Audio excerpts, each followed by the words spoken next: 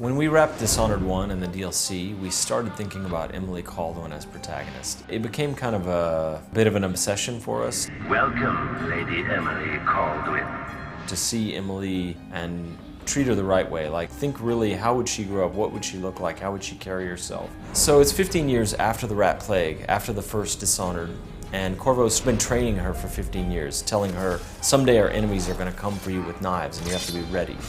An otherworldly usurper takes the throne. For the first time, as an adult, driven out of her home, she has to flee.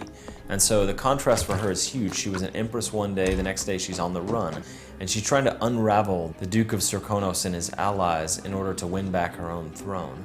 And so part of it is just like, take back what's yours. But at the same time, she begins to see the corrupting influences of bad leadership. Her motivation becomes, I need to take back the empire so that I can do right by the people. When we decided that Emily got to have her own powers, they needed to be interesting enough to be as cool as Corvo's. Her mobility power is called Far Reach, where it's more elastic than Blink. It's not so much a short-range teleport as it's almost like a supernatural grapple that allows you to pull yourself through the world. You can slingshot past things. You can grab people and pull them toward you and assassinate them in midair.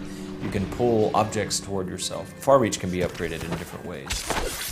Domino, it's that power that allows you to link the fate of characters in the world, and whatever happens to one happens to the other.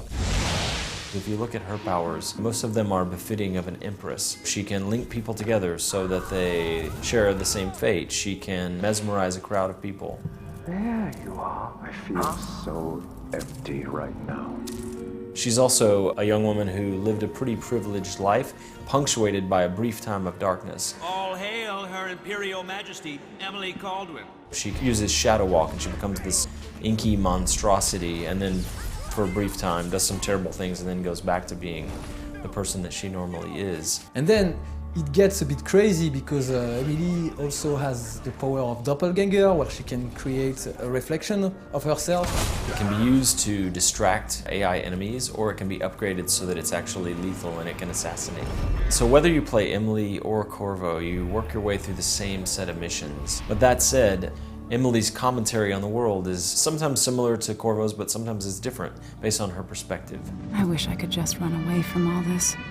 Sometimes you do. And one of the underlying themes of the game is that Emily, as Empress, is used to depending on a lot of other people to get what she needs. And in this situation, she's really only got herself to depend on. And then on top of that, because she is a former Empress, an Empress on the run, people react very differently when they see her than they do to Corvo. All that, and you have your father's eyes, your Imperial Majesty.